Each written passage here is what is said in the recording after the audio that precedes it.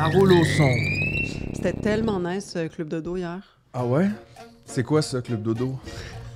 Cette mise en scène. C'est quoi? Dis-moi tout.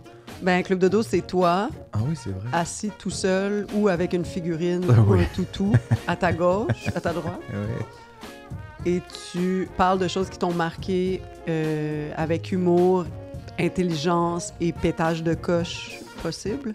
Club Dodo, là, c'est comme le visage funny fun du temps des monstres. C'est comme mon espace. Une fois par mois, on s'en va rigoler. Je dis pas qu'il y a rien d'important qui se dit là, mais moins. Mettons, c'est moins ça l'enlignement. L'enlignement, c'est comme avoir du fun, rire, se rassembler. Là, ça fait... Là, hier, c'était la deuxième fois que je le faisais tout seul. Tu sais, avant, je faisais ça avec JF. Puis Jean-François Provençal, que son projet Morio, maintenant, où Ouais. il prend des appels du public puis il Ouais. les commente. Oui, bonsoir. Ouais, salut Jean-François, comment ça va? Bien, et toi? Puis, fait que moi, j'ai comme repris Club Dodo tout seul. Puis, tu sais, j'ai beaucoup de fun à faire ça, mais honnêtement, ça me prend tellement d'énergie. Tout seul, c'est... Ben, pas c'est pire, mais je veux dire... Tu sais, ça prend toujours une part d'énergie à aller sur scène. Mais tout seul, je réalise... Ça faisait longtemps que j'avais pas été tout seul sur scène. Là. Puis, je sors de là comme vidé. Mhm. Genre, hier, on est revenu à la maison après. C'était tôt, là. Tu sais, c'était comme à 7 h. Je pense qu'on était à la maison à genre 9 h. Puis, j'avais l'impression qu'il était 3 h du matin. Phil était comme, je peux te faire un hot dog si tu veux. Mais son offre était complètement dépossédée d'énergie. Là. Et d'ailleurs, Fait que finalement, il m'a pas fait de hot dog. Mon offre a été refusée. Il y a eu 0 hot dog. Et j'ai juste écouté Alien vs Predator jusqu'à 2 h du matin pour décanter un peu. Puis là, aujourd'hui, je suis complètement pété. Mais c'est pas grave. La vie continue, la roue tourne et on est prêt pour un autre épisode du Temps des monstres. Oui, salut. Salut! Le prochain Club Dodo, c'est mercredi le 16 décembre à Ouais. 21 h au Terminal. Ouais. En fait, tes billets sont vraiment pas chers. Tu sais, si on compare avec le prix des shows actuellement. Je pense que c'est les billets de show les moins chers, mais c'est les billets d'impro les plus chers. Fait que je sais pas comment me positionner là-dedans.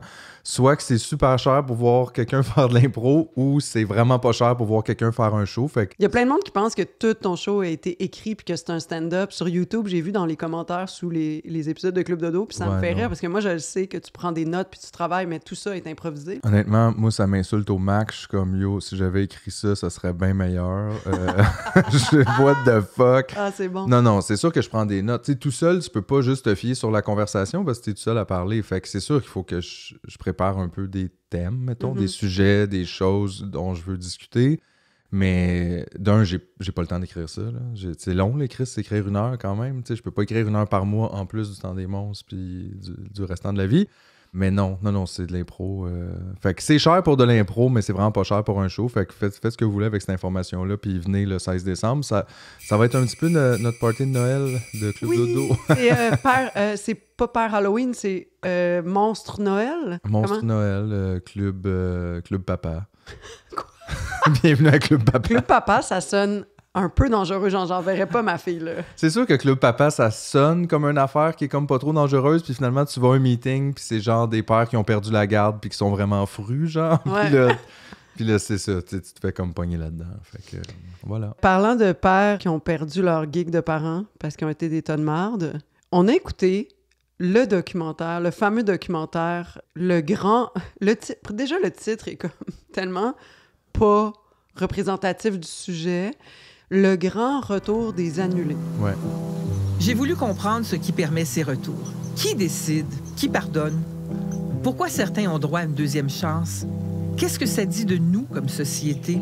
Quel chemin avons-nous fait? On a écouté ça. What C'était is- Télé-Québec, hein, ça? Ouais, Télé-Québec. On l'écoutait sur YouTube, puis c'était genre un festival de pub de Ford, là. Oh mon Dieu. C'était un peu l'enfer. Ford, de cœur et d'acier. Donc, le documentaire Le Grand Retour des Annulés, qui est animé par Marie-France Bazot, qui fait comme un retour en même temps à cette espèce de genre journalisme qui se veut de gauche, mais qui est sensationnaliste à fond. Ça se veut de gauche, tu trouves?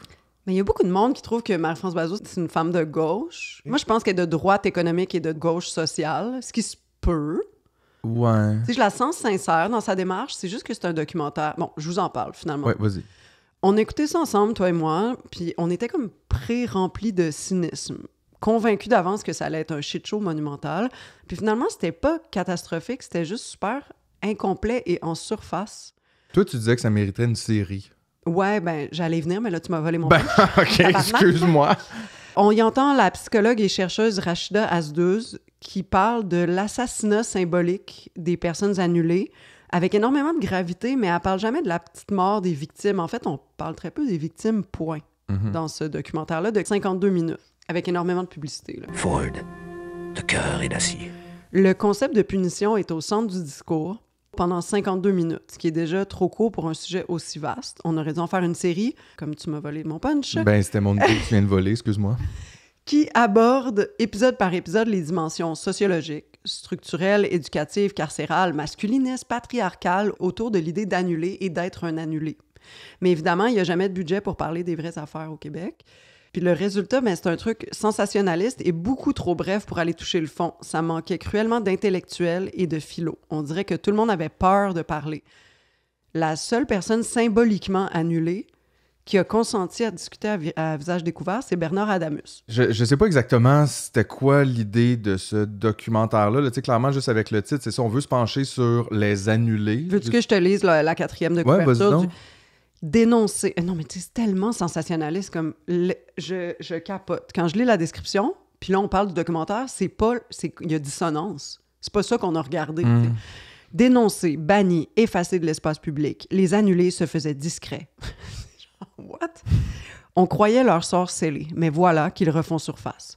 Leur retour dérange, fascine, questionne. Que signifie cette réapparition pour celles et ceux qui les observent, et pour ceux et celles qui la vivent, pour les victimes? Avec son regard lucide et aiguisé, Marie-France Bazot s'engage dans une quête à la fois personnelle et sociale.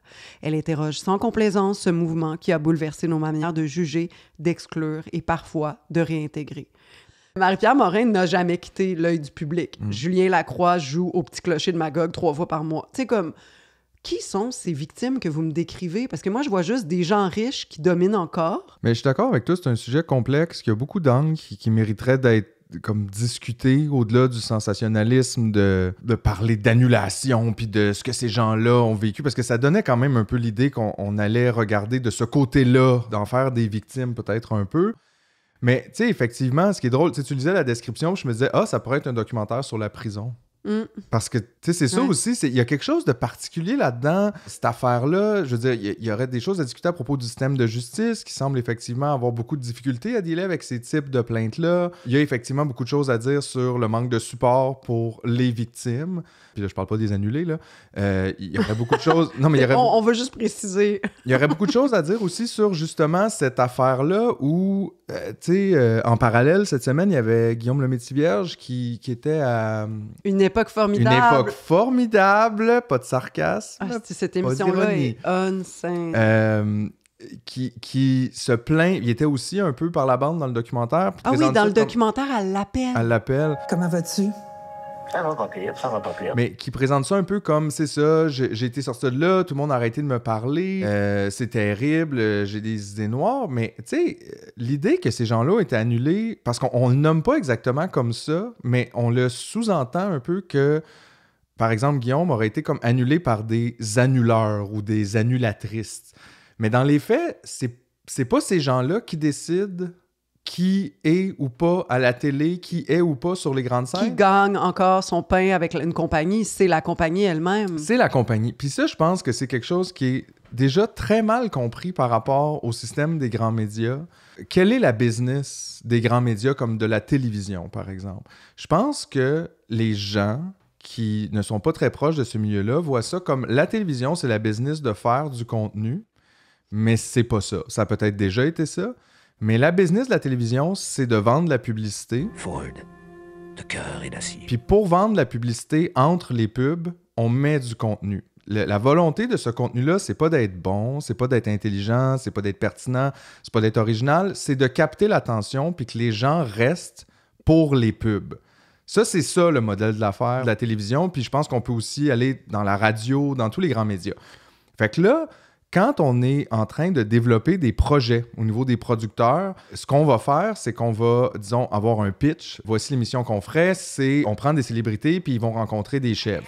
Là, on fait une liste des célébrités qui viendraient comme invités, puis on fait une liste des célébrités qu'on aurait possiblement en tête pour animer, et on fait une espèce de livre.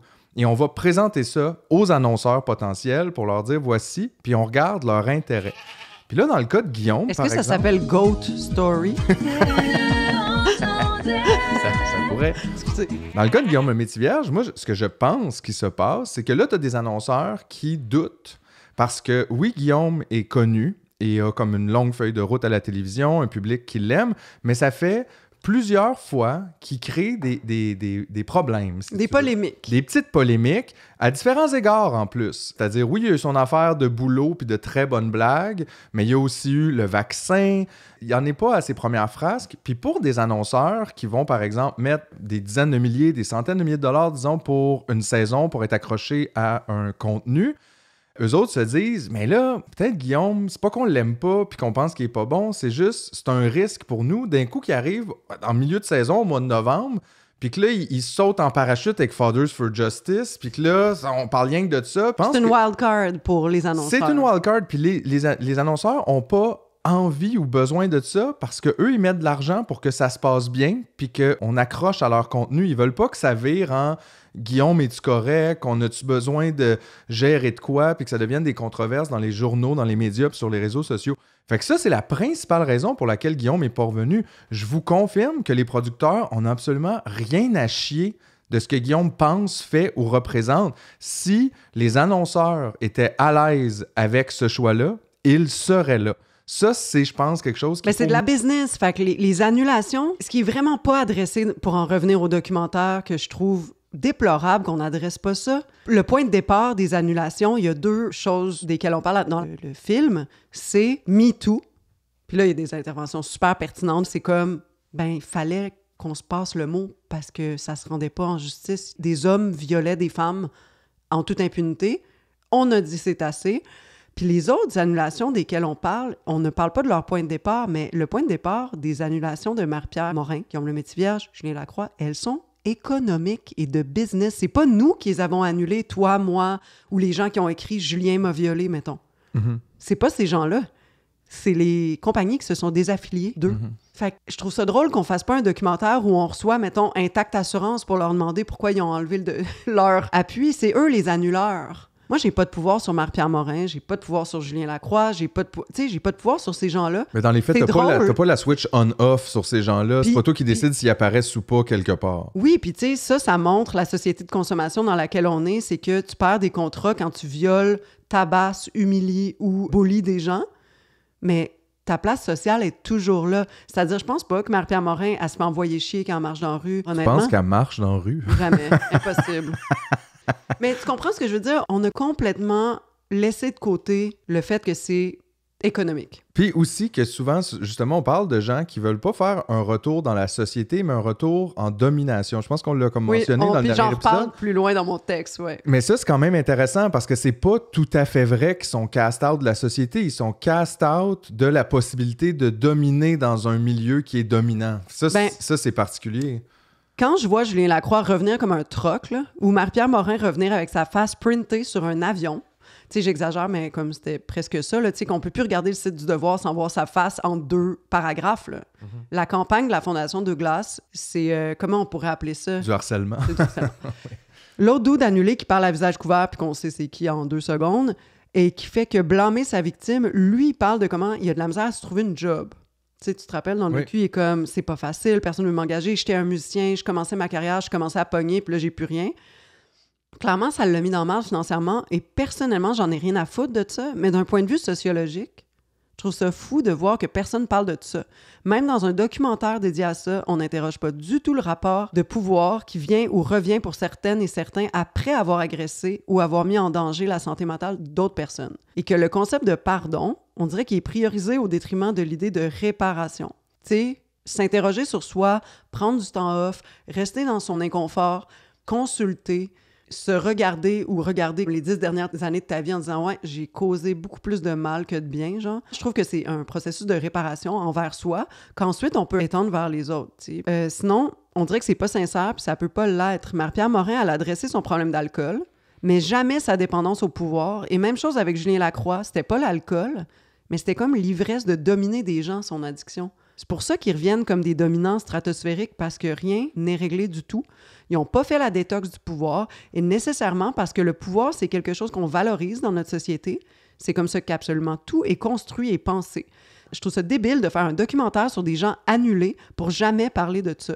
Je vous donne F-, même si ça se voulait une discussion intéressante qui n'a été sauvée que par les interventions pertinentes de Coralie Laperrière, Emna Achour, par le témoignage de Kim Boisvert, qui est une victime d'agression sexuelle qui raconte les ravages psychologiques et physiques qu'elle vit depuis et desquels personne ne parle, genre cauchemar, difficulté à socialiser, difficulté à se retrouver dans une foule, difficulté à s'occuper de ses enfants, difficulté à voir des agresseurs se faire applaudir par leur public. Tu sais, ça, elle nomme, mais comme... Parce que moi, si je suis pour crever en silence et devoir travailler en silence, t'as perdu le privilège de guérir en public, je trouve. C'est violent, mais c'était un privilège que t'avais, tu l'as scrappé. Tu l'as détruit toi-même. J'ai un problème où le rebranding, moi j'appelle ça vraiment un rebranding, quand tu te rebrandes sur ton... Ça a donc ben pas été facile, ce que j'ai vécu. Je veux rien entendre de ça. Parce que je vais te le dire, moi, comment ça n'a pas été facile. Je vais te le dire au quotidien, 6 ans plus tard, comment j'en ai encore. Si je prends pas ma médication, comment j'en ai des cauchemars violents pour quelque chose que moi, j'ai pas voulu. Puis il y avait une chose, le dude de McGill. Le prof, Oh mon Dieu, genre... Bon, ça, c'était bon. Parce qu'il était cringe. Martin Drapeau, qui est dans le docu, qui s'opposait au DEI à sa job, en disant qu'il s'opposait à la discrimination positive. Là, ce terme-là a aucun calice de sens. Mais lui, tu sais, il est comme « Ah, ça a été super dur avec mes collègues. » Tu te rends juste compte qu'il a été un total tas de marde, puis que ses collègues, ils ont tenu tête en lui disant « Voyons, c'est sûr qu'il faut comme donner la chance à plus de minorités pour rentrer dans le programme. » Puis jusqu'à la fin, il a tenu son bout, genre. Puis il a pris un congé de maladie pour aller... Mais on dirait... Moi, je sentais... J'avais pas pitié pour il lui. a comme créé son propre malheur, on dirait. Tu sais, c'est comme t'arrives dans un souper, tu penses exactement le contraire de tout le monde. Là, les gens te regardent bizarre, puis là, tu te dis « Je me fais harceler. » Tu fais « Non, c'est juste les gens, ils sont comme pas tendance avec toi. » Fait que là, tu as 2 choix. C'est soit que tu continues à marteler ton affaire puis à jouer à la victime, ou soit que tu acceptes que tu as perdu ce combat-là, c'est-à-dire que tu es en minorité. Clairement, lui, dans son corps professoral, il était en minorité avec son idée. Ça arrive des fois. C'est comme s'il avait perdu ses élections, mais qu'il décrochait pas. Mais tu sais, ça fait pas de lui un raciste ou un genre de tu sais, je veux pas le démoniser, mais moi, je trouve pas que c'était un annulé. C'est quelqu'un qui a eu un conflit en milieu de travail. Exact. Genre, littéralement. Puis aussi, le documentaire adresse pas que perdre sa job, c'est pas être annulé. Hey, j'ai perdu tellement de jobs dans ma vie. Genre, on m'a tellement souvent crissé dehors quand j'étais, genre, dans la vingtaine. Je faisais mal mon travail. Il y a des gens qui perdent leur emploi pour des raisons triviales comme avoir agi, genre, différemment de ce qu'on attendait d'eux. Ou genre être arrivé 5 minutes en retard, tu sais. Ouais. Je veux puis... dire, est-ce que t'es annulé? Alors, puisque je suis contre le travail, je suis pour les renvois. Puis les meilleures décisions que j'ai pu prendre ont toujours été après qu'on m'ait fait réaliser que j'étais pas à ma place. Mais c'est pas de l'annulation, ça. Mm-hmm. Souvent, je pose des trucs, mettons, sur Instagram qui parlent de capitalisme, de je pense pas que les gens devraient avoir plus qu'une maison, des trucs comme ça. Des fois, j'ai peur qu'on me cancel, mais je me dis, être cancellé, c'est aussi à l'intérieur de soi. C'est une vision. Tu sais, Clementine Morrigan, l'autrice, elle refuse d'avoir été cancellée. Elle est comme, non, esti, je continue d'écrire, je continue de parler. J'ai peut-être fait une erreur, mais je continue d'être là. Il faut résister ça si on pense être cancellé pour des opinions qui nous sont chères, tu sais. Pas des opinions comme le racisme n'est pas une opinion, mais vous comprenez ce que je veux dire? Non, effectivement. Puis je veux dire, c'est parce que c'est comme... Là, on dirait que c'est devenu à l'avant-plan, cette conversation-là, à travers, justement, les annulations de vedettes. Mais tu sais, dans les faits, je veux dire, je sais pas comment dire, les gens qui manifestaient au Sommet des Amériques, étaient-tu cancellés, eux autres, quand ils se faisaient arrêter par la police puis qu'ils n'avaient pas le droit d'avoir leurs opinions politiques? On voyait pas ça de même, mais tu le vois que quand les gens ont les opinions du côté du pouvoir, du côté du privilège, là, soudainement, il y a comme une déconnexion qui se fait. Puis comment ça, j'ai pas le droit d'avoir mon idée de privilège? Je suis du côté du pouvoir, on a le droit. Et là, soudainement, ça, on voit ça comme plus un problème. Je pense qu'il y a comme tellement de fils à démêler dans ces affaires-là. Puis c'est un sujet complexe. Puis je pense qu'il faut aussi être capable de parler de réhabilitation, puis pas juste au niveau des annulés, mais au niveau, justement, par exemple, des gens qui font de la prison. Ça, c'est des vraies annulations. Là, t'es casté out de la société dans une cage pour des crimes qui sont parfois non violents, on peut le rappeler quand mais même. c'est des crimes sans victime. Des crimes sans victime. Je veux dire, je m'excuse, mais ta voiture n'est pas une victime et ta vitre non plus. Ces gens-là ont de la misère à revenir après dans la société parce que leur dossier les suit, ont de la misère à se trouver des emplois. Je veux dire, je pense que c'est important d'avoir des conversations sur la réhabilitation à tous les niveaux, que ce soit justement ce qu'on considère comme des annulations sociales, des assassinats symboliques. Mais non, mais Rachida Azdouz, dans le documentaire, tu sais, honnêtement, elle sonnait comme Benoît Dutrisac. J'ai pas compris cette personne-là, elle commence à parler, puis je suis comme « Ah, elle a l'air sensée, féministe et awesome ». C'était terrible, là. Elle a jamais dit un mot sur les victimes. Mais je sais pas si on coupé des trucs au montage. Ça, c'est vrai aussi. On sait pas ce qui a été coupé. Mais je trouve qu'elle m'a mis mal à l'aise, honnêtement. Je l'ai pas trouvé de son époque. Mais c'est quoi? Ça donnait l'impression de quelqu'un qu'on avait peut-être contacté après coup parce qu'il semblait manquer ce discours-là, qu'il semblait vouloir être dans le documentaire. Puis là, il voulait pas être trop de gauche, le documentaire. Genre. Puis c'est comme si malgré lui, il le devenait. Fait que là, on a comme fait appel à une autre intervenante qui était peut-être prête à aller dans ce sens-là. Mais tu sais, il y a une crise anti-intellectuelle au Québec. On veut être en surface, on veut être dans le clickbait et on veut pas être dans l'idéologie. On tient tellement à ne pas être dans l'idéologie qu'on en perd un truc essentiel dans le travail de recherche. Et aussi, ne pas être dans une idéologie, ça peut être une idéologie. Ouais. C'est comme si tu le répètes sans cesse puis que ça devient ton point d'ancrage. C'est ça, ton idéologie. Fait que on s'en sort pas, tu sais. Cette semaine, l'enquêteur du milieu carcéral canadien, le Dr Zinger, a sorti son rapport. Je suis en train d'en faire la lecture. C'est 175 pages. Je suis à la page 30. Je vous en parle dans le prochain épisode. Je l'ai tout décortiqué. L'heure est grave. 34% des personnes incarcérées sont autochtones ou racisées. Incroyable. Dans le rapport, c'est crève-cœur. En fait, lui, dans le fond, il a remis son rapport puis il était supposé rester un autre 4 ans et il a démissionné parce que toutes ses recommandations sont maintes fois ignorées. Personne applique. Tu sais, il y a une mafia du milieu carcéral dans le milieu carcéral, en tout cas.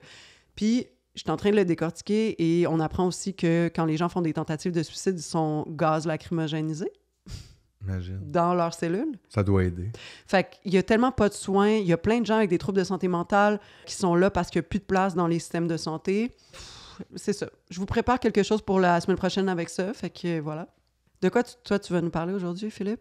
Moi, je veux vous parler d'un autre documentaire qu'on a écouté cette semaine. Cette fois-ci, un documentaire autoproduit qu'on a écouté sur YouTube et qui s'appelle encore « Carl et nous, un essai ». Carl, dans le titre, ça fait référence à Carl Giroir et aux événements de Québec du 31 octobre 2020, où un homme qui s'appelle Carl Giroir s'est promené dans la ville de Québec avec un sabre et a fini par tuer 2 personnes avant d'être arrêté. Ça a été, c'est ça, autoproduit et réalisé par Victor Galarreta et avec de l'aide, entre autres, d'Éloi Aloran au texte. Puis moi, j'ai reçu ça en inbox cette semaine. Non, c'est pas Daphné? Je pense qu'on est plusieurs à l'avoir reçu en inbox. Ah oui, il nous envoyait comme des messages secrets. Dont Daphné de Café Snake. Et moi, je l'avais vu sa story, puis j'avais comme mis ça de côté en disant « Je vais aller regarder, ça va être intéressant ». Victor m'a ensuite écrit, m'a envoyé le docu en me disant « Ça serait le fun, ça vous tente de l'écouter ». On adore écouter des docus, fait qu'on l'a écouté. Là, je veux pas me lancer dans une longue tirade là-dessus parce qu'en fait, on va peut-être en reparler dans un autre épisode, mais je vous inviterai à l'écouter. Puis pour vous donner le goût, je vais juste vous lire la description que Victor m'avait envoyée avec le lien YouTube. Ça dit 5 ans après la tuerie du 31 octobre 2020 à Québec et 10 ans après les attaques de Paris du 13 novembre 2015. L'heure est au recueillement et aux réflexions. Comment et pourquoi certains jeunes hommes deviennent tueurs alors que d'autres non? Comment est-ce qu'on en est arrivé là collectivement? C'est un essai vidéo autoproduit empruntant le style narratif d'Adam Curtis ou Haroun Farroki. Carl et nous tentent de sortir de la représentation spectaculaire, psychiatrique et parfois simpliste que l'on a de ces événements malheureux. Carl et nous tentent de comprendre comment la psyché occidentale s'est développée à travers la compétition, le virtuel, l'individualisme, les images et la violence pour éventuellement produire des subjectivités pouvant, elles, se rendre au point de perpétrer des massacres d'une violence qui semble aléatoire et insensée, mais qui, au fond, prend ses racines dans notre société, dans notre histoire, parmi nous. Wow. Fait que c'était vraiment intéressant. On a vraiment apprécié notre écoute. Ça s'intéresse à la violence chez les jeunes hommes, en fait. Ben, qui semble vraiment, effectivement, beaucoup toucher les jeunes hommes, mais je trouvais que ça faisait pas comme l'erreur d'aller spécifiquement chercher une source, ce qui est souvent comme un peu fait là, dans les médias. C'est-tu les jeux vidéo, c'est-tu les ordinateurs? Là, c'était comme un regard plus large de l'histoire des 40 dernières années. Les guerres, les multiples guerres en cours. La guerre, le développement de la technologie, l'isolement un peu, le manque de communauté. Il y avait comme beaucoup de pistes. Ça essayait pas nécessairement non plus de répondre à tout, mais peut-être de poser des questions puis d'amener une conversation. Moi, j'ai trouvé ça super intéressant. Je pense que vous devriez l'écouter. Puis si vous le faites, ben ça rendra peut-être un épisode futur encore plus intéressant pour vous. Oui, ben c'est ça. Dans le fond, on va inviter Victor à venir nous en parler. Surprise! Surprise! On va voir! J'ai divulgaché. Eh oui! Est-ce que tu es prête pour... Bienvenue à le temps des monstres!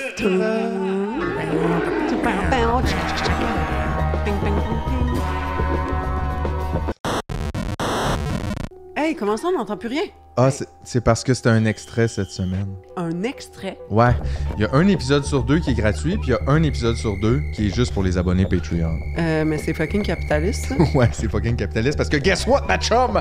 On est dans un monde capitaliste! Je peux pas payer vos loyers avec vos likes, asti!